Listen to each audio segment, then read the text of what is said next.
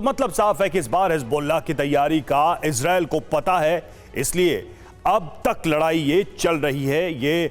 लेकिन इस लड़ाई ने जिस तरह का रूप लिया है वो भी एक खतरनाक मोड़ पे है। बेका वैली में चल रही प्लानिंग की भी उसे जानकारी है, लेकिन सवाल ये है कि आखिर हिजबुल्लाह इतना ताकतवर कैसे हो गया? बेका वैली में इतना सब कुछ हो गया कि उसने अपने बूते कर लिया, या इसके लिए पीछे से कोई मास्टरमाइंड है, कोई एक देश है, या फिर कई मुल्क हैं जो उसे चोरी छिपे यूं ही खुले मदद कर रहे हैं, उसे घातक बना रहे ताकि पश्चिमी देशों खासकर अमेरिका को मिडिल ईस्ट में चुनौती दी जा सके, इजराइल को सबक सिखाया जा सके। आखिर सब कौन कर रहा है ये, या फिर कोई करवा रहा है? इस रिपोर्ट में देखिए।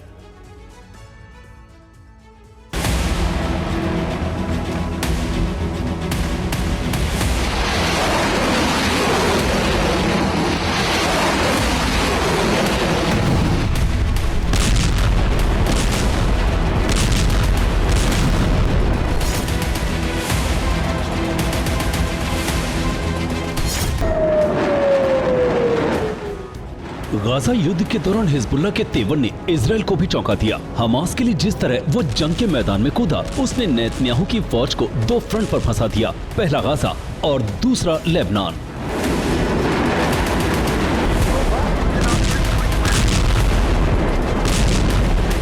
लेबनान के मोर्चे पर हिजबुल्लाह हथियार लेकर डटा हुआ है।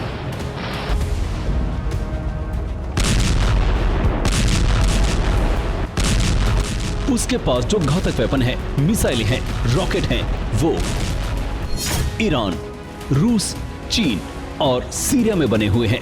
आरोप है कि इन्हीं देशों ने हिजबुल्लाह तक इनकी सप्लाई की है।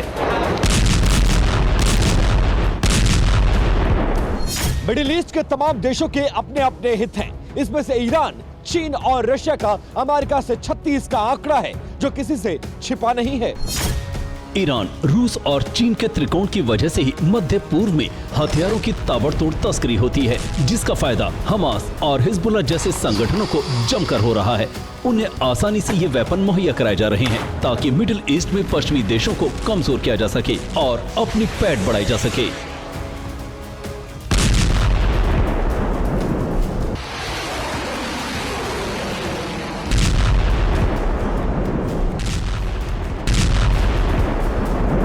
जिस बेका वैली में हिजबुल्लाह की मिसाइल फैक्ट्री है, गोदाम है, वो इसी मदद की वजह से तैयार हो पाया है, जो आज अमेरिका और इजराइल के लिए चिंता का सबब बने हुए हैं।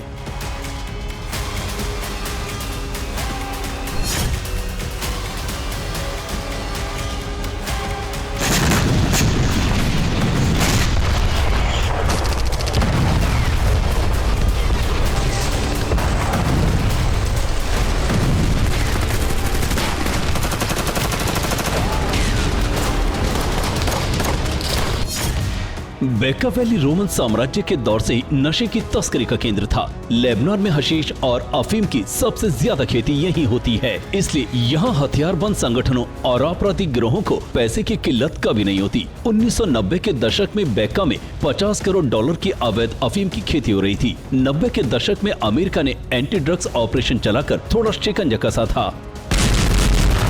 इससे पहले 2006 में भी बेका वैली में हिजबुल्लाह और इजराइल की जंग हो चुकी है। 2006 में हुए उस युद्ध के बाद लेबनान की सरकार का भी वहां कंट्रोल खत्म हो गया था। उसी के बाद बेका वैली पर हिजबुल्लाह का अघोषित शासन शुरू हो गया। अफीम और हशीश की खेती भी उसके बाद ही बढ़ी और उसकी कमाई से हिजबुल्लाह अपने लड़ाकों की ट्रेनिंग से लेकर उनके लिए हथियारों की फैक्ट्री तक चला रहा है।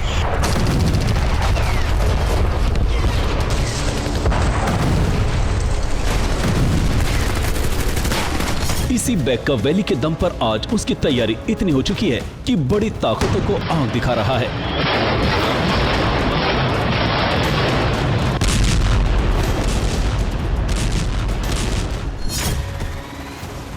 भूमध्य सागर से लेकर लाल सागर तक अमेरिकी नौसेना का बेड़ा डेरा डाले हुए हैं। मध्य पूर्व के उसके जवानों की तैनाती बढ़ाई जा चुकी है ताकि अगर इजराइल हमास युद्ध का दायरा बढ़ा तो उसे कंट्रोल किया जा सके। हिजबुल्लाह लेबनान में ईरान समर्थित शिया मुस्लिम राजनीतिक दल है और उसके साथ ईरान खुलकर खड़ा है। गाजा युद्ध के दौरान ईरान के विदेश मंत्री हुसैन अमीर अब्दुल्लाहियन लेबनान का दौरा हो चुका है। वो उसके साथ हमास के नेताओं से भी मिल रहे हैं। ईरान पर यह तक आरोप लग चुका है कि वो मिडिल ईस्ट में युद्ध को भड़का रहा है।